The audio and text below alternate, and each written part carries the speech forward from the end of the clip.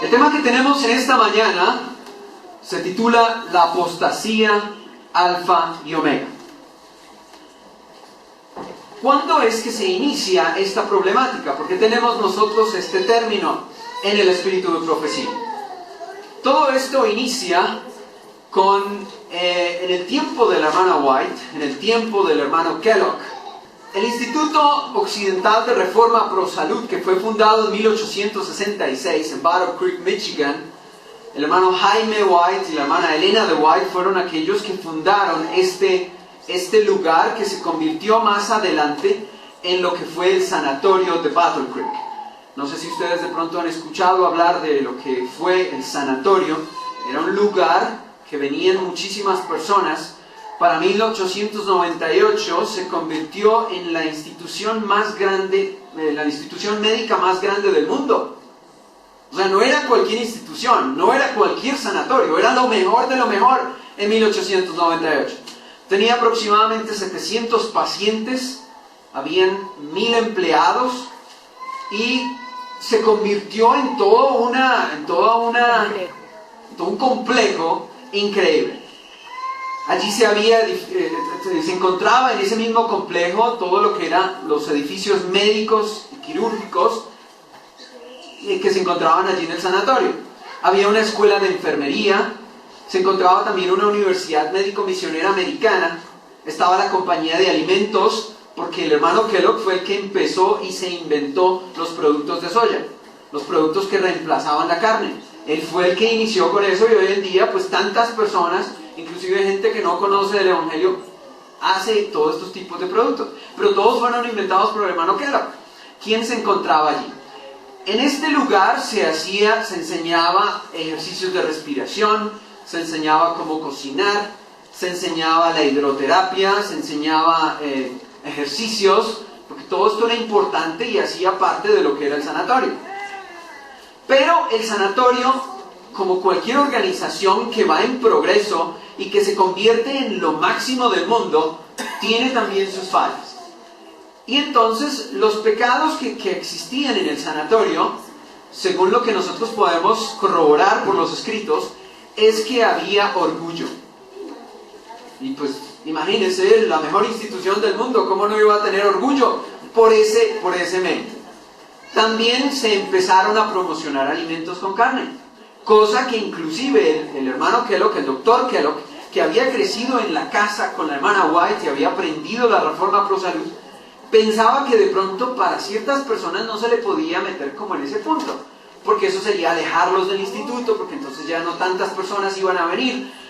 Y empezaron entonces a permitir y a promocionar los alimentos con carne.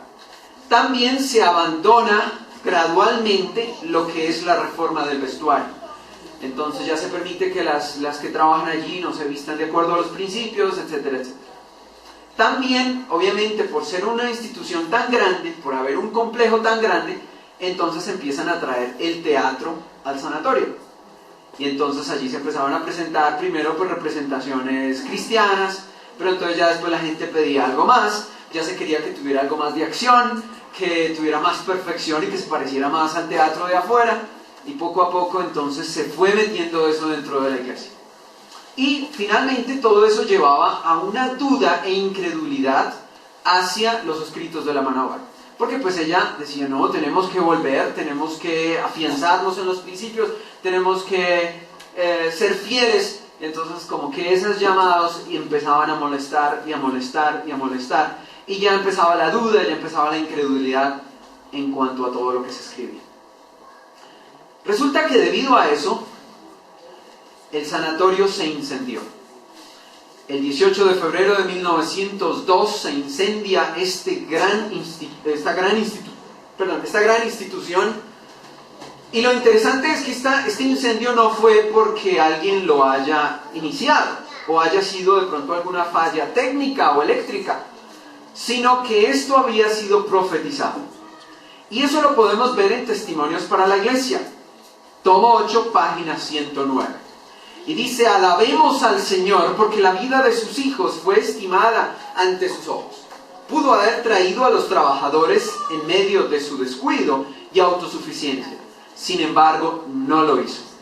Él dice, les daré otra oportunidad. Permitiré que el fuego les hable. ¿Quién era el que hablaba allí? ¿Quién estaba permitiendo que el fuego llegara? ¿Cuál era el mensaje que Dios quería darles a ellos? Que reflexionaran por las cosas que estaban haciendo mal, que se reformaran, porque paralelo a esto empezaron a aparecer los llamados a una reforma. Pero siempre que hay un llamado a una reforma, siempre hay reprensiones severas. Y eso lo vemos también en el Antiguo Testamento. Cuando el pueblo no era obediente, ¿qué hacía Dios con su pueblo? Permitía que se lo llevaran los filisteos, permitía que vinieran las naciones y se lo llevaban. ¿Por qué? Porque los amaba. Esto era porque Dios amaba a su iglesia. Esto era porque ellos no estaban atendiendo a los llamados a una reforma. Esto era precisamente porque Dios deseaba que ellos cambiaran. Y dice más adelante, los probaré con fuego para ver si aprenden la lección que deseo enseñarles. Y dice, cuando el sanatorio de Battle Creek fue destruido, Cristo se entregó a sí mismo para proteger las vidas de hombres y mujeres, para que no murieran, y nadie murió. Por medio de esta destrucción, Dios suplicaba a su pueblo que volvieran a Él, y por medio de la destrucción de las oficinas de la Review en general, y la protección de las vidas, Él les suplica por segunda vez. ¿Cómo así? Luego es que hubo otro incendio. Hubo otro incendio. ¿Y dónde fue? Según lo que nos presenta el Espíritu de Profecía, la caída del sanatorio fue por incredulidad. Porque no estaban siguiendo. ¿Y cuál fue el problema de los judíos? ¿No fue también por incredulidad? Fue también por incredulidad. ¿Y qué fue lo que hicieron debido a su incredulidad? Rechazaron al Señor Jesús. Lo crucificaron por incredulidad. Entonces, ¿qué podía llevar esa incredulidad a la iglesia adventista? ¿Hasta dónde llegaría esto? Por esa razón Dios tenía que hacerlo reflexionar. Y para eso eran los llamados o las reprensiones severas. El sanatorio se reconstruye. Esto no queda así. Esto se reconstruye después y se convierte en algo muchísimo más grande, muchísimo más lujoso. Tiene muchos más pisos. La recepción era lo máximo que podía haber. Tenía pisos de mármol cargado de mosaicos. El nuevo sanatorio demostraba inclusive capacidad ahora ya para 1000 pacientes. Entonces ya tenía más espacio. El comedor se contrató al mismo artista italiano que trabajó en la Biblioteca del Congreso de los Estados Unidos para que les hiciera allí las pinturas y el arte. O sea que esto era lo máximo que había en ese momento. Este es el famoso Kellogg. Nació en 1862, uno de 16 niños. Enseñó en una escuela de edad. A los 16 años ya estaba enseñando. De la escuela médica se graduó a los 24 años. Ustedes pueden darse cuenta del genio que tenía. Dirigido por Dios, levantado con la reforma pro salud. Es decir, levantado siendo vegetariano. Y esto es un ejemplo para nosotros. Cómo una persona como esta, siendo levantado junto a la hermana White, llega a ser un genio. Y llega a ser una persona ilustre ante el mundo, que todo el mundo lo respetaba. Era lo máximo en ese entonces para la medicina. ¿Cómo sería esto si la iglesia no se hubiese descarriado? ¿Cómo hubiese sido en este momento? Se convirtió en director médico de las instituciones de salud de la iglesia adventista. Se casó con una dietista. Desafortunadamente no tuvieron hijos, pero levantaron 40 niños. Le ayudaron, de una u otra manera, ellos se encargaron de levantar a todos estos niños. Fue siempre un abogado de la temperancia y del vegetarianismo. Sin embargo, poco a poco y con el tiempo empezó a bajar esa parte. De pronto al orgullo también, de pronto a la fama, de pronto a su desprendimiento de Dios.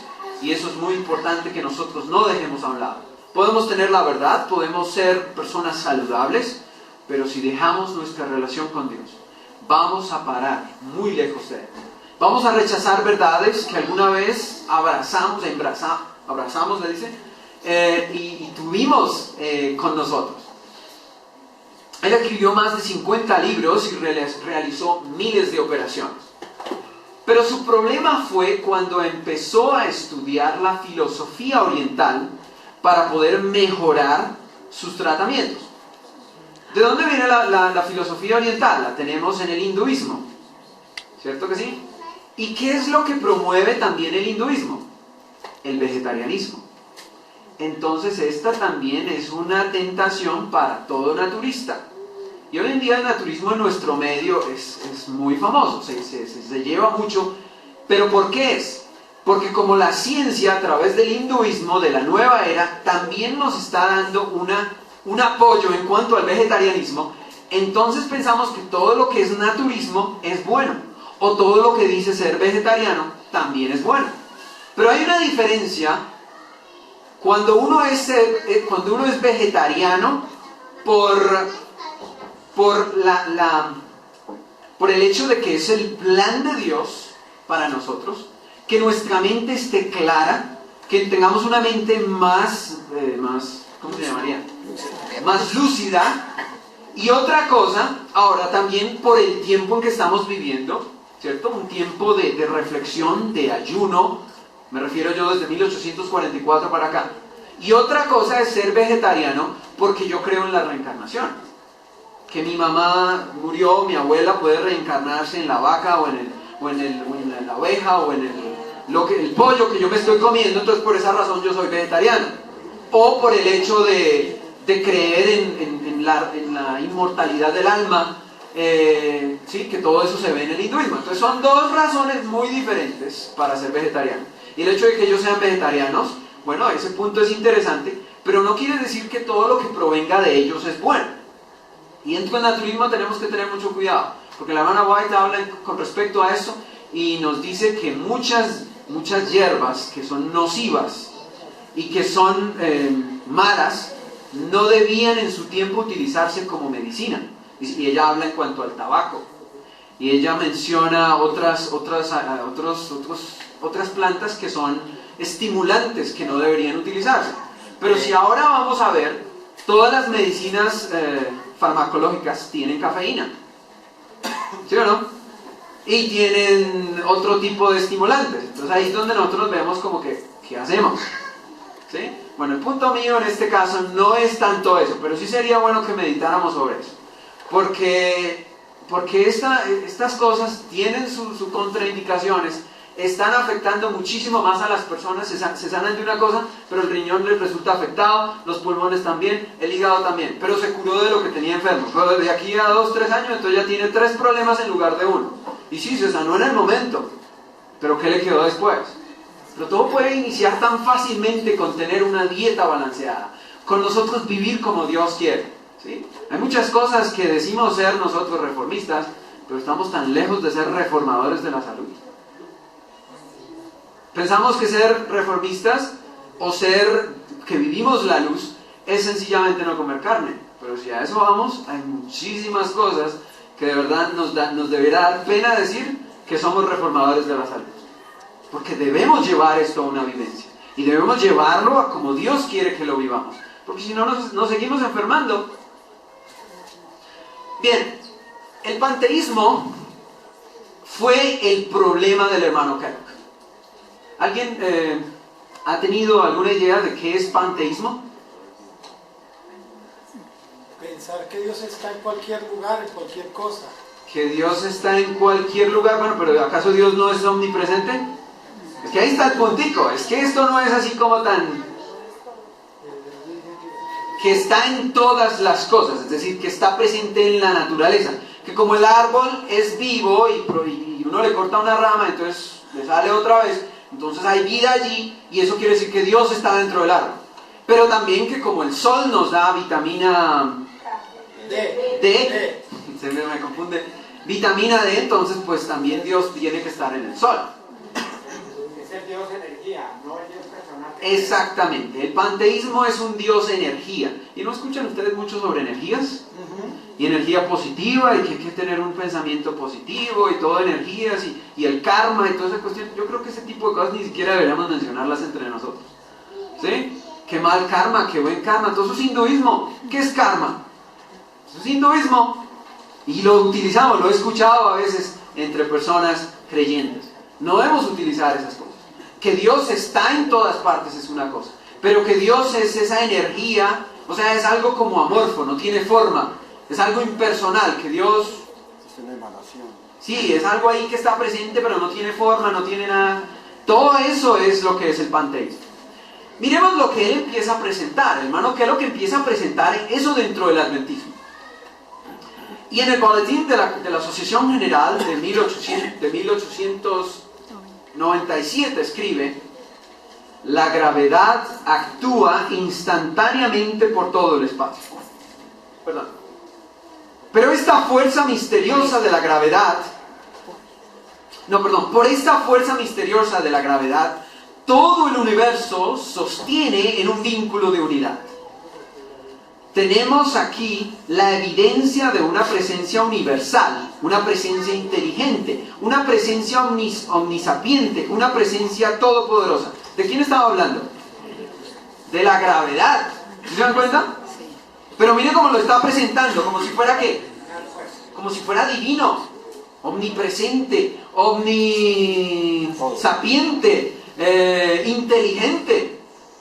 No, una cosa es que haya gravedad y otra cosa es que eso sea inteligente y omnisapiente y... ¿sí? Una presencia por la ayuda del cual se mantiene cada átomo del universo en contacto con otro átomo. Esta fuerza que mantiene todas las cosas juntas, que está presente en todas partes, que se estremece a través de todo el universo, que actúa instantáneamente por un espacio sin fronteras, no puede ser otra cosa que Dios mismo. ¿Sí se dan cuenta? Gravedad es igual a ¿qué? Supuestamente, según Kellogg, es Dios. ¡Qué pensamiento tan maravilloso! Dice él, que este mismo Dios está en nosotros y en todas partes. Entonces todos ustedes tienen a Dios. Y eso es lo que dicen la mayoría de las películas. Que hay un héroe dentro de nosotros. ¿Sí se han dado cuenta? Todo tiene que ver que hay un héroe y que hay que despertar a ese héroe. Pero si a eso nos ponemos a mirar, la misma serpiente que se encuentra, según Yoga Kundalini, que se encuentra en la raíz acá de la columna. Y eso es lo que hay que despertar, y para eso se necesita el ritmo. El ritmo, la música, para poder sacar eso bueno que está dentro de nosotros. Todo eso es el mismo hinduismo, todo eso es la misma nueva era. Y hoy lo vemos y lo respiramos y lo escuchamos y como que nos parece tan normal. Pero todo esto es en realidad hinduismo. El doctor Kellogg escribió un libro y se llamó El Templo Viviente, The Living Temple. Y en ese libro él explica, dice, Dios es la explicación de la naturaleza. No un Dios fuera de la naturaleza, sino en la naturaleza, manifestándose a sí mismo a través en todos los objetos, movimientos y variados fenómenos del universo. Está presente en el árbol un poder que lo creó y lo mantiene, un creador de árbol en el árbol, un creador de flor en la flor. ¿Sí se dan cuenta? Toda la naturaleza, ahí está Dios, o ahí se encuentra, o ese es Dios. La naturaleza entonces se convierte en Dios. Pero resulta que esto despersonifica a Dios, porque entonces no es una persona. Si no, vean, ahí tenemos a Dios, ahí lo tenemos. Ah, no, ¿estas sí son reales? Estas son... ¿Estas también? Está muy bonita. Pensé en algún momento que no lo era. Ahí supuestamente tendríamos a Dios, en la planta también lo tendríamos, en el aire. Es decir, que todos ustedes esta mañana cuando se levantaron y respiraron aire, ya estaban tomando a Dios. Entonces todos ustedes tienen a Dios. Entonces, ¿qué necesitamos nosotros de Jesús? ¿Sí se dan cuenta dónde llega esto? Un templo para cada uno. Por esa razón el libro se llamaba Templo Viviente, porque todos somos templo. Ah, pero ¿acaso la Biblia no habla de que somos templo del Espíritu Santo? Claro. Si notan cómo la Biblia la hacen encajar de tal manera que llega a parecer como real, como que estuviera apoyando este tipo de doctrinas. La hermana White dice que ella no pudo leer el libro. Muchos vienen a mí, dice Mensajes Selectos, tomo 1, página 236, pidiéndome que les explique los puntos de vista presentados en el Templo Viviente. Contexto, son inexplicables. O sea, yo contesto, dice la hermana White. Las opiniones expresadas no dan un verdadero conocimiento de Dios. En todo el libro hay pasajes de las Escrituras. Se presentan esos textos de tal forma que el error parece verdad. Teorías erróneas se presentan de una manera tan agradable que a menos que se tenga cuidado, muchos serán descarriados. Era muy difícil distinguir el error de la verdad. De pronto nosotros podemos decir, vamos a leer a ver qué dice, a ver si podemos refutar eso. Pero mira, no todo el mundo, pienso yo, tiene ese discernimiento espiritual, porque eso es un don de Dios. Aparece dentro de dentro listado en 1 Corintios capítulo 12 como discernimiento de espíritus. ¿Sí? ¿Sí lo han visto? Ese discernimiento de espíritus es un don. Y es un don que no todos lo reciben. Porque uno recibe el don de lenguas, el otro recibe el don de la profecía, el otro recibe... ¿Y qué pasa si yo, no teniendo ese don de discernimiento, me pongo a leer? ¿Será que puedo refutarles? Como hay que analizarlo todo, entonces pues hay que leerlo. ¿Y qué pasa si yo no tengo ese don de discernimiento? Termino enredado, claro que sí. La hermana White ni siquiera pudo leer el libro, con decirles eso. Ni siquiera ella pudo leer, leyó unas páginas, dicen otras citas, que de pronto no estamos citando acá todas. Leyó algunas páginas y dijo no, cerró ese libro y dijo no, definitivamente eso no se puede leer. ¿Qué podría yo de pronto pensar que tengo mejor discernimiento y ponerme a estudiar? Hay una cosa en la que sí tengo que aferrarme y es en la profecía. La profecía marca una línea, la profecía marca una iglesia, la profecía marca unos hitos, un pueblo. Marca también el progreso y la construcción de verdades gracias a la oración. Entonces, en eso sí tengo yo que estar seguro, porque hubo oración, porque hubo dirección del Espíritu de profecía. Porque hoy en día vienen muchas nuevas luces, y si yo pienso tener el discernimiento para hacerlo, puede que me vea enredado y termine yo creyendo lo que es falso. O si no, ¿para qué está la iglesia? O si no, ¿para qué está el cuerpo de Cristo? ¿Para qué están los dones? ¿Los dones acaso no son para construir la iglesia? Entonces, ahora, todos tenemos la libertad de investigar y todos tenemos la libertad de pensar sobre algún punto, algo específico. Es decir, si yo pienso y leo y digo, a mí me parece que esto es así. Pero ¿qué es lo que yo debo hacer? Debo comunicar. No me quedó tan claro y el hermano me va a mostrar. Pero no tomar decisiones por compulsión, ¿cómo se diría? Emoción, ¿sí? Ni siquiera para venir acá a la iglesia se les pide a la gente que lo hagan por emoción. Aquí no se les dice, hermano, ya, porque el 2012 se va a acabar el mundo, usted tiene que bautizarse. Todos tenemos nuestro tiempo para analizar, para investigar. Pero ¿por qué somos tan rápidos para aceptar cualquier otra cosa? ¿Sí o no? Somos lentos para aceptar la verdad, pero cuando llega el error, entonces eso sí es verdad y aquí estaba equivocado, me voy para allá. No, tengamos esa misma lentitud para analizar el error. ¿No les parece que sería lo más justo? Claro, porque no hay que tomar decisiones a la carrera. Entonces hay que analizar las cosas. Y es por esa razón que es importante que analicemos todas estas verdades. Debemos tomar decisiones por el peso de la evidencia.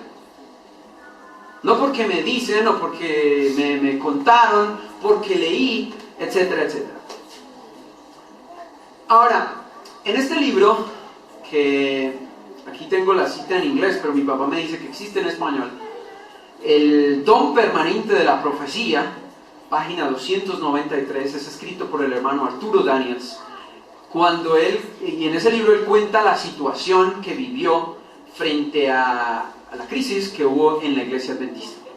Y él dice, el hermano Arturo Daniels escribe en ese tiempo, dice, esto creó una situación deplorable, lo que pudo resultar finalmente en una controversia entre los dirigentes.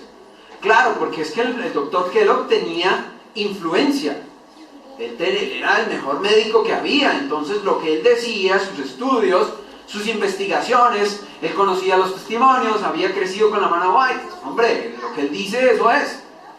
Entonces eso trajo controversia entre los dirigentes. Cuando el autor del libro apareció ante el comité y pidió la cooperación prometida para publicarlo y circularlo como un agente tranquilizador para la reconstrucción del sanatorio, no pudimos dar esa cooperación.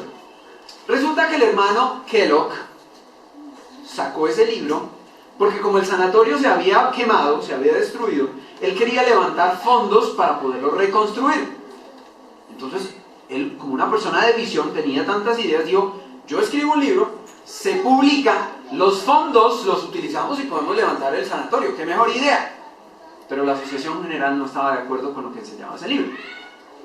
No podíamos conscientemente consentir en dar nuestro apoyo a la circulación de enseñanzas que creíamos eran peligrosas y equivocadas. Por el otro lado, el autor se encontraba tan firme en su creencia que su punto de vista era nueva luz y debía diseminarse por todas partes. Hay que predicarlo, hay que publicarlo, hay que darlo a todo el mundo. Muchas veces cuando se nos mete el error en la cabeza, somos más misioneros que cuando teníamos la verdad. ¿Por qué? ¡Qué extraño! Y eso pasa en todo el mundo. Llegamos a la iglesia y tranquilos, quietos y todo. Pero el momento en que cambiamos de posición, tomamos el error, ahí sí nos volvemos los super misioneros del mundo. Hay que ser misioneros con la verdad. Amén. Con lo que está escrito, con lo que está fundamentado. El hermano Arturo Daniels continúa diciendo, con el tiempo se designó un comité de 5 para que rindiera informes sobre la enseñanza del manuscrito y de su aptitud para el propósito por el cual se había planeado, que era obviamente, decíamos, levantar fondos para el sanatorio. ¿Quién era Arturo Daniels? Arturo Daniels, gracias por la pregunta, era el presidente de la Asociación General en ese momento. ¿Sí? Él tuvo un largo periodo como presidente de la Asociación General, si no estoy mal, más de 20 años. 20 años fue presidente de la Asociación General. Después de escuchar, seguíamos leyendo, pero el subcomité estaba en sí dividido. 3 estaban a favor de la publicación y 2, la minoría, se oponía a que el libro se imprimiera. Después de escuchar su informe, el comité de la Asociación General votó en contra de la mayoría y aceptó el de la minoría. No aceptaron el de la mayoría, aceptaron el de la minoría, porque no estaban de acuerdo que ese libro se publicara. Muy bien, pero resulta que estaban en eso cuando alguien da la orden a la imprenta de la Review and Herald. ¿Sí han escuchado hablar de la Review and Herald, no? Era una casa publicadora, era una imprenta de la iglesia que sacaba un periódico y alguien dio una orden para que empezaran a publicar el libro. Y la imprenta fue destruida por el fuego, al igual que las planchas. Cuando las planchas estaban todavía en la maquinaria, listas para imprimir el libro, la imprenta se incendió. ¿Quién estaba hablándoles? Dios. Por medio del fuego nuevamente. Ya lo leíamos, ¿se acuerdan que decíamos? Las oficinas de la Review and Herald les hablaba, ¿por qué? Por segunda vez. Y esta era la imprenta de la Review and Herald en el año de 1900, y era la más grande del mundo. Así como el sanatorio, la imprenta era la más grande del mundo. Y la hermana White había escrito, a menos que haya una reforma, vendrá la calamidad sobre la casa publicadora. ¿Ustedes creen que la reforma vino? No, porque si se incendió fue porque no vino. Y el mundo sabrá por qué. Se me ha mostrado que no ha habido un retorno hacia Dios con toda sinceridad de corazón. El Señor es deshonrado en nuestras instituciones que fueron establecidas en honor de Él. Vi a los ángeles del cielo retirándose con rostros apenados. Y eso fue lo que ocurrió. La casa publicadora de la Review and Herald, lo más grande del mundo, allí no solamente se imprimían cosas religiosas, porque por ser la más grande del mundo, también venían libros seculares, inclusive publicaciones católicas, inclusive espiritistas estaban empezando a imprimir. Y el panteísmo, en el libro El Templo Viviente, era otro de las cosas espiritistas que estaba a punto de imprimirse, pero ya no por gente de afuera, sino por los mismos de adentro. Y dice, es por esa razón la hermana White había dicho eso. El mismo día en que el incendio tuvo lugar, el jefe del departamento de bomberos de la ciudad, acompañado por el electricista de oficio, realizaron una inspección de todo el edificio, examinando el cableado de las luces y otras posibles fuentes de peligro. y declararon que todo estaba en condición satisfactoria. Como para que no quedara dudas. Esos fueron los cables que estaban por allá. Seguro que eso fue... No había duda. Eso fue Dios. Dios fue el que habló, Dios fue el que incendió la casa publicadora porque la iglesia no estaba actuando bien. Y en este caso era el doctor Kellogg y muchas personas. Pero obviamente el que mandó la orden de que se imprimiera no era el doctor Kellogg, sino era gente de la directiva. En contra de la minoría, incluyendo al presidente, el pastor Daniels, que no estaban de acuerdo con que eso se llevara a cabo. El jefe de bomberos de Battle Creek Weeks dijo: hay algo extraño en los incendios de la iglesia adventista, en donde el agua vertida actuaba más como gasolina. Y ahí fue destruida el 30 de diciembre de 1902, demostrando que la situación continuaba mal. Todo esto lo van a ver ustedes con mi papá cuando entren a hablar más sobre lo que es la historia, pero aquí estamos adelantándole un poquitico. Pero ustedes me dirán, ¿pero por qué tocamos este tema? Luego no íbamos a tratar del Espíritu Santo. ¿Sí o no? Pues luego no es del Espíritu Santo. Es que aquí es donde empieza todo.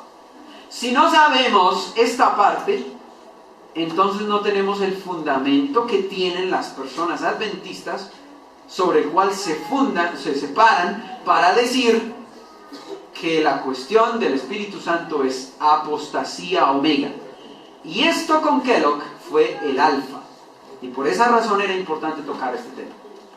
Vamos a ligar todas estas cosas. Ahora, de pronto para un detallito ustedes lo tratarán más con mi papá. No fue solamente 2 incendios en Battle Creek, fueron 15 incendios. 15 incendios. Y si ustedes se dan cuenta ahí la palabra, si alguno de ustedes se acuerda en inglés lo que significa la palabra unknown, quiere decir desconocida. ¿Y quién era esa fuente desconocida que incendiaba todo eso? Dios.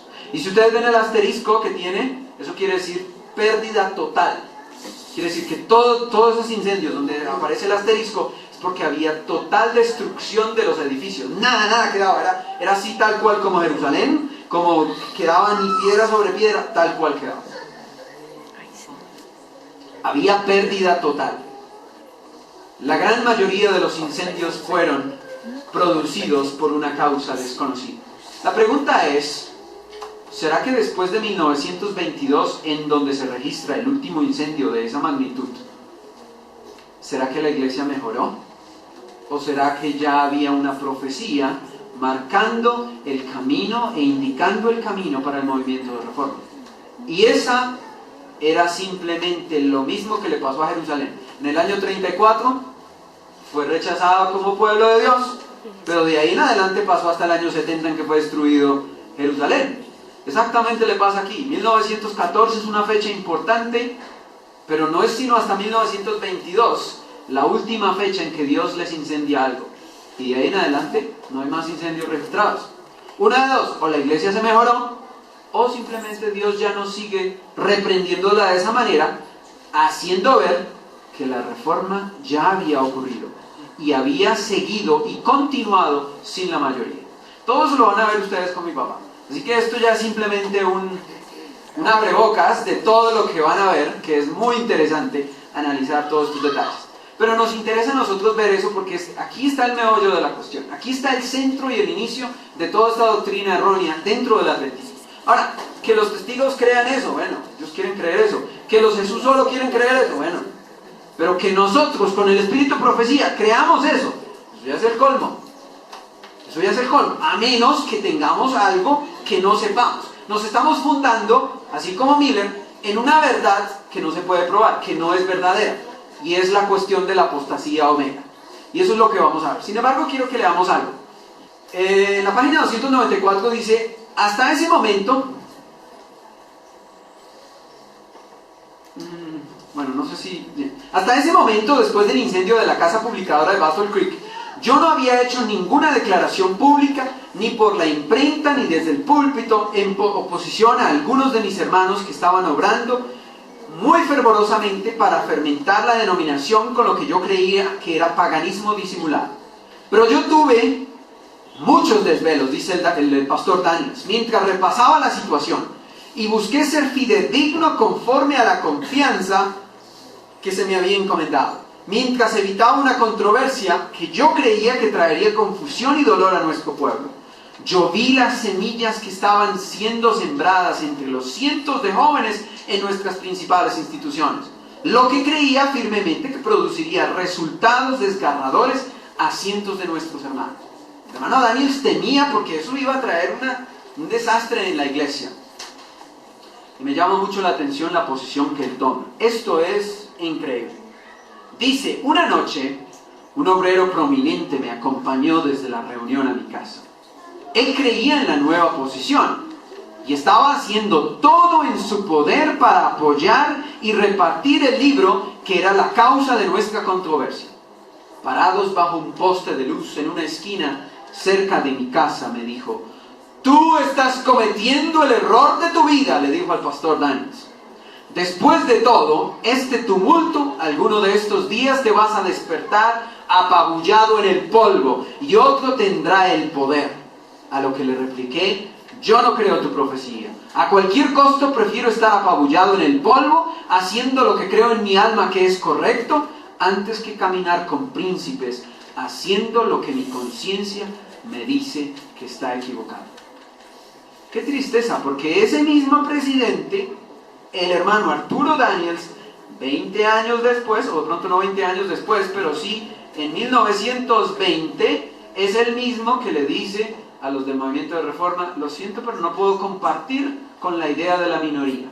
Y aquí, él estaba a favor de quién? De la minoría, porque sabía que lo que estaba haciendo en ese momento era correcto. ¿Cómo uno puede alejarse de Dios?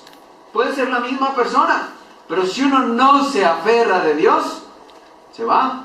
Y tantas estrellas, ¿no dice el Espíritu de Profecía, que caerán? Las vimos alumbrar. Y por eso ustedes van a seguir detrás de las gentes que alumbran. Si de pronto de aquí a mañana Dios no lo crea, yo empiezo a enseñar cosas erróneas, ustedes dicen, como el hermano Gabriel se sabe todo, entonces yo lo sigo a él. No, ustedes no me siguen a mí. Ustedes siguen ¿qué cosa? La verdad, a Cristo. Un escrito está. Si no, ¿qué hacemos? ¿Se va uno y todo el mundo se va? No, cada uno es individual, responsable ante Dios de la verdad. Y que el uno sepa más o que el otro sepa menos, eso no es garantía para que siempre sepa o para que siempre haga la verdad. Y eso es lo que pasa en muchas organizaciones, en donde se le deja la persona, la decisión siempre a los pastores o a líderes. Porque si nos ponemos a mirar todas estas doctrinas que se levantan con respecto a esto, es una persona. Son dos personas, son tres personas las que interpretan eso de esa manera. Y la gente entonces deja de creer lo que siempre ha creído, la verdad, y se pone a creer lo que tres personas dicen. Y no tienen organización, no tienen nada. Esas tres personas trabajan para sí mismos, independientes, no dan el diezmo, hacen lo que ellos quieren hacer. Eso es. No, y así no es. No es una, no es dos, no es tres personas. El peligro, decía la hermana White, cuando habían pocas personas dirigiendo, era grande. Ella no quería que eso existiera. Por esa razón la asociación general. Por esa razón la reunión de delegados. Para que en la delegación, por ejemplo en la delegación mundial que van a estar en Sudáfrica, van delegados de Colombia, de Estados Unidos, de todas partes, y allá se tocan los puntos difíciles. Porque son difíciles y entre todos ellos van y ahí es diferente que a una persona que diga, no, esto es así. Nos despedimos con corazón afligido y entré en la casa.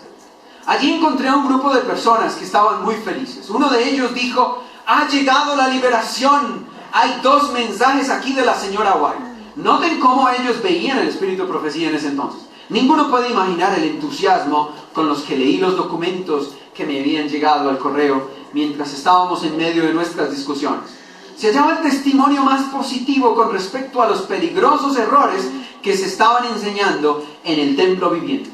La oportunidad de este testimonio será apreciada al citar dos de los documentos recibidos. Y la hermana White en la carta 1903, Manuscript Releases en inglés, después de tomar tu posición firme, sabia y precavidamente, le dice la hermana White al hermano Daniels, no hagas ningún otorgamiento en ningún punto sobre lo que Dios ha hablado claramente. Mantente tan calmado como la noche de verano, pero tan firme como las colinas eternas. Al llegar a ser un compromiso, estarías vendiendo toda nuestra causa en las manos del enemigo. La causa de Dios no debe ser negociada. Debemos sostener estos puntos decididamente. Tengo muchas cosas que decir que no he querido decir en el pasado, pero ahora mi mente es clara para hablar y actuar. En la página 297 del mismo libro del hermano Daniels, si alguien tiene interés en ese libro en español, mi papá lo tiene, por si acaso quieran fotocopia o algo. El permanente don de la profecía. Es escrito por el pastor Arturo Daniels. Es interesante ver todo lo que pasó en la iglesia y uno estar como un poquitico imbuido, metido en esa parte histórica. Es muy bonito, a mí me gusta esta parte de lo que ocurrió, porque se veía cómo se hizo frente a esta situación. A la mañana siguiente, dice, nos reunimos nuevamente para nuestro concilio. Después de la oración, me levanté y le dije a los hermanos que habíamos recibido 2 importantes mensajes de la señora Ward. Esto despertó la atención de todos y se sentaron en un silencio reflexivo. Mientras leía los documentos, sería imposible encontrar el lenguaje para decir clara y enfáticamente, como deseo hacerlo, todos los hechos relacionados a la recepción, presentación e influencia de estos testimonios y otros recibidos durante aquel concilio. Nunca había visto tales señales de evidencia de la dirección de un ser omnisapiente como en conexión con estas experiencias. Solamente la mente divina pudo haber previsto nuestra condición y nuestras necesidades, y nos había enviado el socorro exacto que necesitábamos precisamente en el momento adecuado. Habíamos llegado a la separación de los caminos. Era evidente que nos enfrentábamos ante una completa división de dirigentes y pronto el pueblo sería llamado a elegir lados. Todos aquellos que estaban a favor del espíritu de profecía y todos los que estaban a favor de esta nueva luz. Mientras le leía a la asamblea, declaración tras declaración, exponiendo la falsedad de las enseñanzas del libro, El Templo Viviente, muchos amén fuertes resonaron. Y se derramaron lágrimas en abundancia. Desde esa hora llegó la luz al concilio y la presencia de Dios se sintió en todo el día. Qué lindo. Al terminar de leer, los hermanos comenzaron inmediatamente a expresar su gratitud a Dios por esta voz clara que nos había hablado. Estos mensajes mostraban tan al punto la situación que los que llegaron a hablar se vieron obligados a decir que había sido la voz de Dios hablándonos antes que se terminara el concilio. El autor del libro declaró que lo recogería del mercado. Imagínense, el hermano Kellogg dijo que iba a sacar el libro del mercado. Lo que pasa es que él, como la imprenta se quemó, entonces él se fue a publicarlo por otro lado. Y el libro se publicó y empezó a venderse. Él siguió con su cuento. Pero es interesante cómo, gracias al espíritu de profecía, el hermano Kellogg prometió quitarlos del mercado. Pero eso no ocurrió.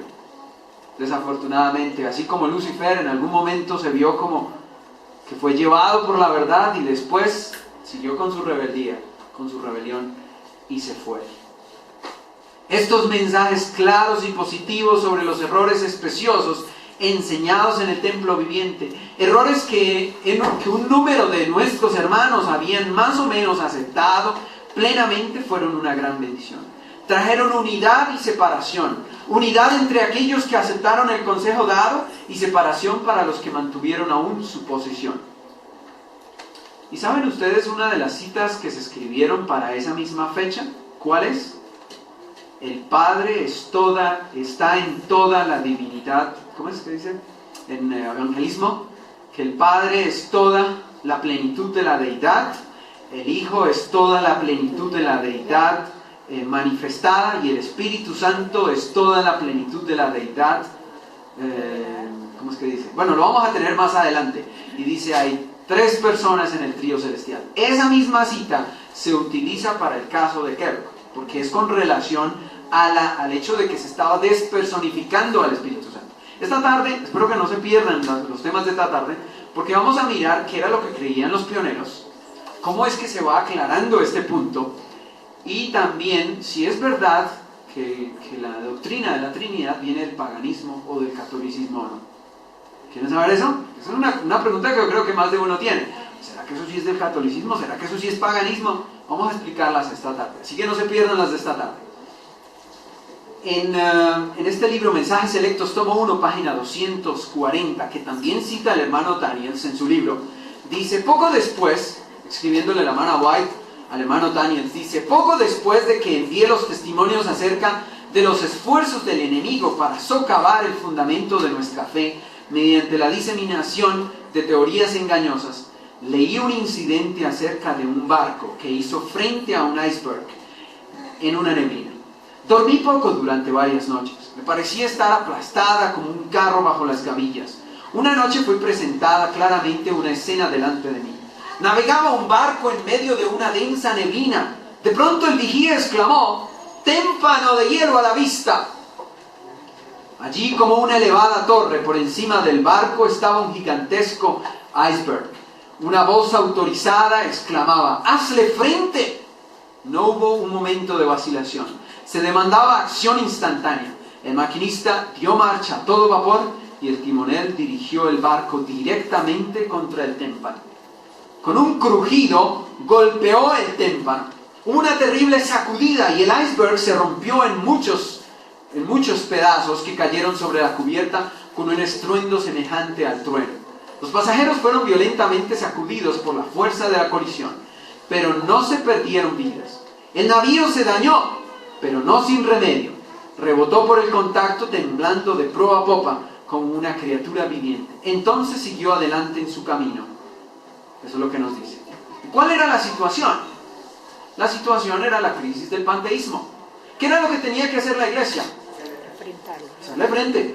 Tenía que, al hacerle frente, ¿qué era la cuestión? Tiene que ser firme. Tiene que ser firme. Esto es lo que creemos. Esta es lo que dice la Biblia. Esto es lo que dice el Espíritu. Pues, no ponerse así como que venga, escuchamos al hermano, que es lo que, a ver si de pronto tiene algo que más nos pueda decir. Hacerle frente y hacerle frente decididamente con la verdad. La iglesia obedeció al espíritu de profecía. ¿Y qué pasó? Se salvó, continuó adelante. Entonces es importante en este caso cómo la directiva obedeció al espíritu de profecía. Esta es nuestra única salvaguardia. Si nosotros rechazamos el espíritu de profecía, ¿qué nos queda a nosotros? Nada. O si ponemos en duda parcialmente. O si ponemos en duda parcialmente algunas citas, ¿qué nos queda? Nada. ¿Para dónde vamos a agarrar? ¿Qué vamos a creer? Acomodamos los textos a nuestra manera. Estas citas sí me gustan, estas no me gustan, estas sí son aprobadas, esas de pronto no. Todo lo cuestionamos y nos metemos en un terreno que, mejor dicho, de ahí no podemos salir. Vamos de mal en peor. Ahora sí vamos a entrar en lo que es el alfa y omega. ¿Por qué razón tomamos el caso de Kellogg? Por lo que dice aquí en Mensajes Selectos, tomo 1, página 237. Dice, finalmente me dijo, mamá, le dice el hijo a la hermana White, debes leer por lo menos algunas partes del libro para que puedas ver si está en armonía con la luz que Dios te ha dado. Se sentó a mi lado y juntos leímos el prefacio y la mayor parte del primer capítulo y también párrafos de otros capítulos. A medida que leíamos, reconocí las mismas opiniones contra las cuales se me había ordenado que hablara en forma de advertencia durante los primeros días de mis trabajos públicos. Cuando salí del estado de Maine, fue para ir por Vermont, Massachusetts, para dar un testimonio contra esas opiniones. El templo viviente, dice la hermana White, contiene, ¿qué cosa? El alfa de esas teorías. Sabía que la omega seguiría poco después y temblé por nuestro pueblo. Sabía que debía advertir a nuestros hermanos y hermanas que no debían entrar en controversias en cuanto a la presencia y personalidad de Dios. Las declaraciones presentadas en el templo viviente acerca de este punto son incorrectas. ¿Perdón? Los textos empleados para apoyar la doctrina presentada son pasajes mal aplicados. La primera pregunta que nos viene ahorita es, ¿qué es alfa? La primera letra del alfabeto griego. ¿Cómo decir la letra A? ¿Y qué es omega? La última letra del alfabeto griego. Ahora, vamos a mirar, vamos a analizar esta parte. Dice que el templo, en el cual estaba escrito el Nuevo Testamento. El idioma en que se escribió. Ah, bueno, en el idioma en que se escribió el Nuevo Testamento, el idioma griego. Correcto, gracias. Ahora, mira lo que dice. El templo viviente, es decir, la teoría del panteísmo y la desvirtualización de Dios, era ¿el qué? El inicio, el principio ¿de qué cosa? De unas teorías falsas. Mira lo que sigue diciendo. Sabía que el omega seguiría poco después. Si es omega, ¿qué quiere decir?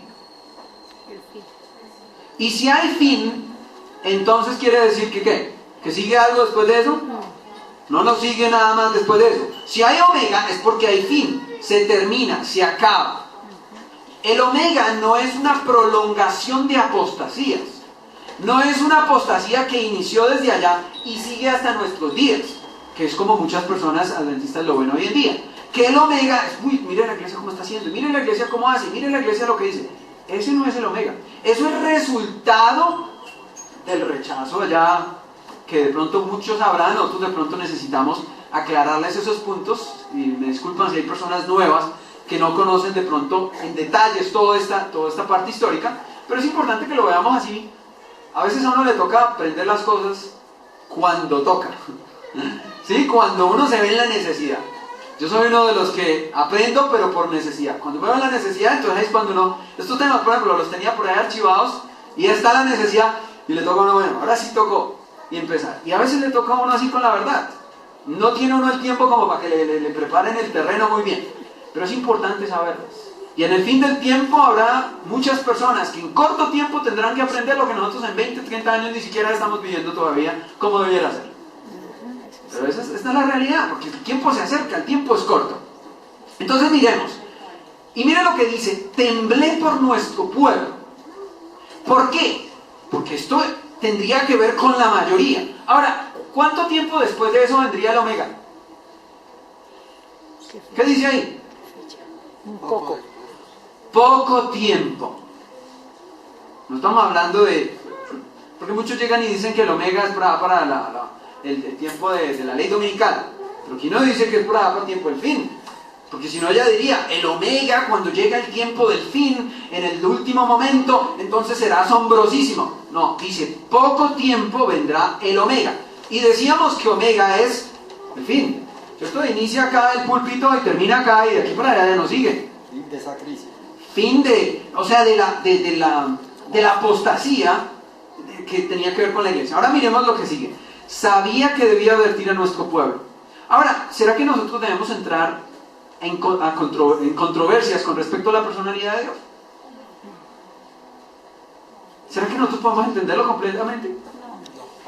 Y si por casualidad, solamente por pura casualidad, estuviéramos interpretando mal los escritos de la Biblia, ¿será que eso será de tal trascendencia como de pronto la evidencia o otra cosa? ¿Qué tal que no lo entendamos bien?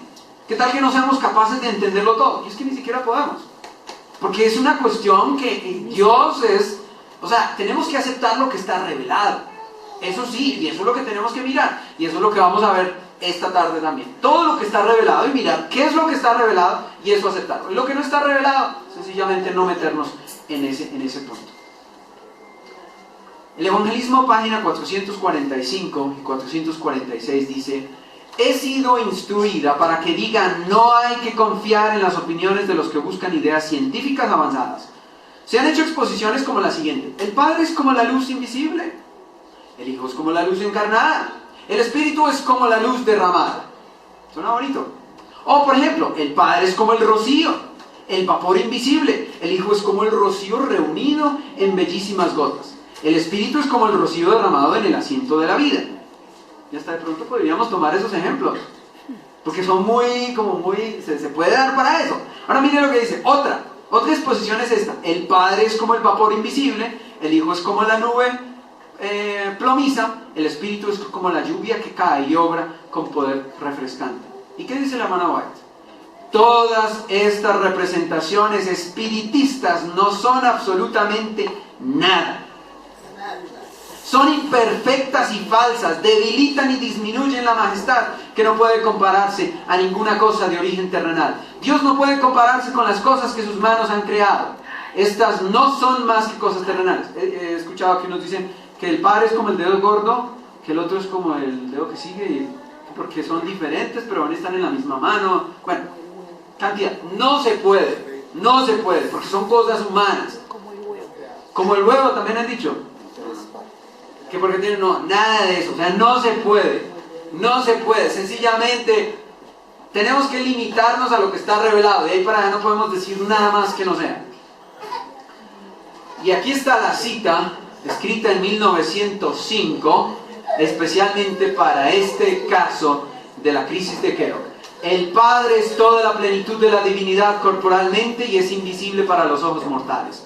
El Hijo es toda plenitud de la divinidad manifestada. La palabra de Dios declara que es la imagen misma de su sustancia. Aquí se muestra la personalidad del Padre. Dice, el Consolador que Cristo prometió enviar después de ascender al cielo es el Espíritu en toda la plenitud de la divinidad. ¿Ustedes creen que si esto no estaba claro para la hermana White, ella escribiría esto? O por ejemplo, ella escribiría cosas como las que veíamos acá, que el Padre es como la luz, el Hijo es como la luz encarnada, el Espíritu como la luz derramada. Si no fueran tres, ¿ustedes creen que ella utilizaría eso? Diría, eso ni siquiera se puede utilizar porque ni siquiera son tres. ¿Sí o no? O sea, ahí mismo diría, están utilizando tres cuando no son tres sino son dos. O no es dos sino uno. Ahí mismo lo diría. ¿Sí? Y cada vez que escribiera acerca del Espíritu Santo, ¿ustedes no creen que diría, el Espíritu Santo pues en realidad no es una tercera, sino es el mismo Jesús? O es el mismo Espíritu del Padre. Quedaría clarísimo ya. Pero, aún así se escribe que es otro Consolador, que el Espíritu, Dios enviará. Bueno, y toda la cita la vamos a mirar esta tarde, lo vamos a dar cuenta. Miren lo que dice, todas estas... esta ya la leímos, aquí en la parte de abajo dice, hay tres personas vivientes en el trío celestial. En el nombre de estos tres grandes poderes, el Padre, el Hijo y el Espíritu Santo, son bautizados los que reciben a Cristo mediante la fe, y esos poderes colaborarán con los nuevos súbditos obedientes del cielo. ¿Sabe qué dicen? Que esa cita es infiltrada, que esto la metieron, que esto la hermana White no tenía nada que ver con esto. Esta tarde la vamos a ver con el puño y letra de ella misma. Esta misma cita, como ella lo escribió con su puño y letra. Ahora, si esto no fuera real, digamos que no fuera real, ¿por qué en todos sus escritos nunca se da la idea de como que es lo mismo? ¿Sí o no? Siempre se habla de así no se diga tres, pero siempre se habla de Padre, de Hijo y de Espíritu Santo, muy claramente, individualmente. Entonces, es como forzar las cosas, ¿no? En 1903... el 16 de marzo, la hermana White le escribe al doctor Kellogg, usted no está claro de la personalidad de Dios, que es todo para nosotros como pueblo. Usted ha destruido virtualmente al Señor Dios mismo. ¿Será que lo que no tenía claro el doctor Kellogg era la cuestión del Espíritu Santo? ¿Qué era lo que él no tenía claro? La personalidad de Dios. Eso es lo que la hermana White le escribe. Entonces, aquí el punto en cuestión no era el Espíritu Santo. Porque es que ¿sabe qué es lo que dicen? Que la apostasía omega es la Trinidad, o creer que son tres. Y que con Kellogg inició todo, y que Kellogg creía en la Trinidad, y que por creer en la Trinidad, entonces ese era el inicio de toda esta apostasía. Pero él no dice que era el Espíritu Santo. Dice que él no tenía claro la personalidad de Dios. ¿Pero por qué no? Pues claro, porque él decía que Dios estaba en todas partes, impersonal y todo. Resulta que la creencia de la Trinidad se acomodaba a la herejía panteísta. Daniels continúa. Él dijo que en todo el camino de su trayectoria tenía un problema de cómo expresar el carácter de Dios y su relación con la creación. Él se sintió seguro que él creía tal como los testimonios enseñaban y lo que el Dr. Wagner y el Pastor Jones habían enseñado por años, pero él había llegado a creer que ninguno de ellos había expresado sus opiniones de una forma correcta. Él después dijo que sus puntos de vista en relación con la Trinidad se habían puesto en su camino a tratar de hacer una clara y absoluta declaración correcta, pero que en poco tiempo él había llegado a creer en la Trinidad y que ahora podía ver claramente dónde estaba la dificultad y que él estaba claro y satisfecho en relación al problema. Sí ve que el doctor que lo cambió y ahora sí empezó a creer en la Trinidad porque se le acomodaba mejor. ¿Pero por qué? Miremos lo que sigue diciendo. Él me dijo que ahora que él creía él creía en Dios el Padre, Dios el Hijo, Dios el Espíritu Santo, y que su punto de vista fue el Espíritu Santo y no Dios el Padre, que llenaba todo el espacio y toda cosa creada. ¿Qué era lo que el hermano Kellogg en realidad quería presentar? Pues que Dios estaba en la naturaleza. Si no era Dios, porque tenía forma y era personal, pues entonces el Espíritu Santo sí como que llenaba su teoría de la mejor manera. Porque entonces tenemos a Dios arriba, Jesús vino, y como el Espíritu Santo está en todas partes, entonces claro, ese era el que me faltaba. Y el Espíritu Santo sí se me encaja muy bien en la herejía panteísta. ¿Sí? Porque Él sí estaba en todas partes y Él llenaba todo. Entonces era el Espíritu Santo lo que yo me refería. Pero Él no estaba creyendo en la Trinidad como correctamente debiera entenderse, sino era simplemente para acomodarlo a su forma. Y decía, los testimonios también hablan de eso, entonces yo también creo como los testimonios. Pero eso no era así. Manuscript Release, en la página 247, dice: uno y otro y aún otro son presentados delante de mí, como siendo guiados a aceptar las fábulas placenteras que significan la santificación del pecado. El templo viviente contiene el alfa de un tren de herejías. Si hay un tren, quiere decir que tiene, pero también hay un fin. Si el inicio era la cuestión con respecto a Dios, entonces esto llevaría a muchas cosas. Ahora, unos dicen, como el inicio era de Dios, el final también tenía que ser de Dios, tenía que ver con Dios. Pero eso no es lo que dice, simplemente dice tren de herejías. Y aquí sí nos dice cuál era el problema: santificación del pecado. ¿Qué quiere decir eso? Que si yo tengo a Dios en mi vida, porque yo lo respiré, entonces pues todo lo que yo haga está ¿qué? Santificado. ¿Y qué fue lo que siguió después? Vino la carne santificada. ¿Ustedes han escuchado hablar acerca de eso? De cómo la doctrina, años después de esto, viene. ¿Me recuerdas la fecha? 1890. Eso fue en Indianápolis, en el Congreso de Indianápolis, en donde tuvieron que tratar ese tema. Y entonces ya se pensaba de que todo el mundo podía alcanzar la perfección, y que yo ya soy perfecto, y que yo ya no peco. Y eso tenía que ver con ¿qué? Santificación del pecado. Porque es lo mismo, yo ya no peco, pero al principio tampoco, yo no peco. ¿Y cuál será el final entonces? Porque era un tren que tenía que ver con santificación del pecado. No tenía que ver con Dios, tenía que ver con santificación del pecado, y eso es lo que dice el Espíritu Profecía. Se me prohibió, dice Testimonios Especiales, página 343, hablar con el doctor Kellogg sobre este asunto porque no es un asunto de conversación. El hermano Kellogg se fue de la iglesia, se llevó el sanatorio, se llevó la compañía alimenticia de Battle Creek, se llevó todo eso. Los tres ataques de la apostasía alfa eran la personalidad de Dios, las dudas contra el Espíritu Profecía y el santuario. ¿Y qué es lo que se está viendo hoy en día? Dios no es tres, es dos. En realidad ya no dicen que es un Dios, sino son dos dioses. Y bueno, una cantidad de cosas. El Espíritu Profecía no, esto sí, pero esto no. Esto no se acepta, esto sí se acepta, esto es infiltrado, esto es alterado, esto... Ay no. Definitivamente entonces la gente ya no sabe qué creer. El santuario, entonces obviamente esto ya altera el santuario, etcétera, etcétera. Toda la doctrina adventista se echa al suelo. Miremos acá en Mensajes Selectos, tomo 1, página 231, dice: en el libro El Templo Viviente se presentó el alfa de las herejías mortales. La omega seguiría y sería recibida por los que no estén dispuestos a prestar atención a la amonestación que Dios ha dado.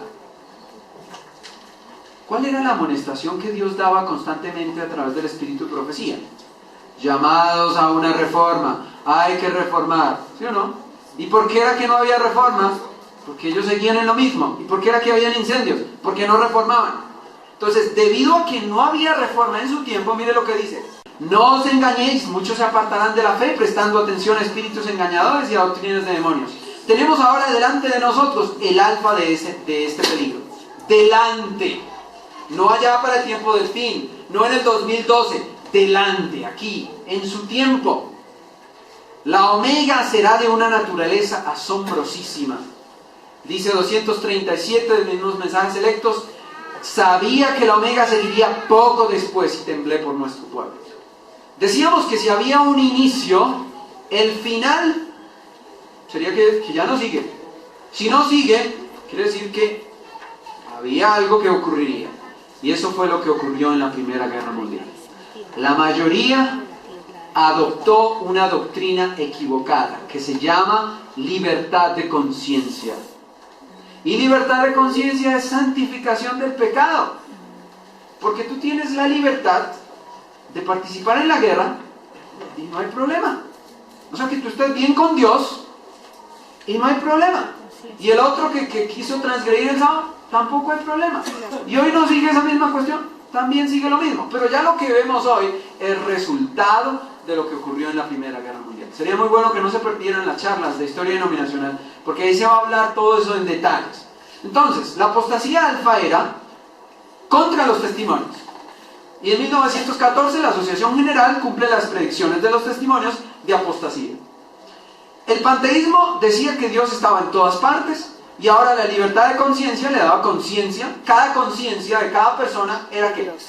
Era un Dios, porque tú decides. Si tu conciencia te dice que puedes ir a la guerra, pues ve. Entonces tú eres ¿qué? Tú eres Dios. ¿Y cuál era el inicio? Era de que el panteísmo Dios estaba en todas las cosas. Y Dios estaba en mí, porque yo había respirado y había comido esta mañana. Entonces yo tengo a Dios, y todo lo que haga está bien. Pero si tú tienes libertad de conciencia, tú también estás haciendo lo mismo. Y ahí sí está el omega, que es la santificación del pecado. Esto, ¿ah? Íntima relación entre estas dos cosas.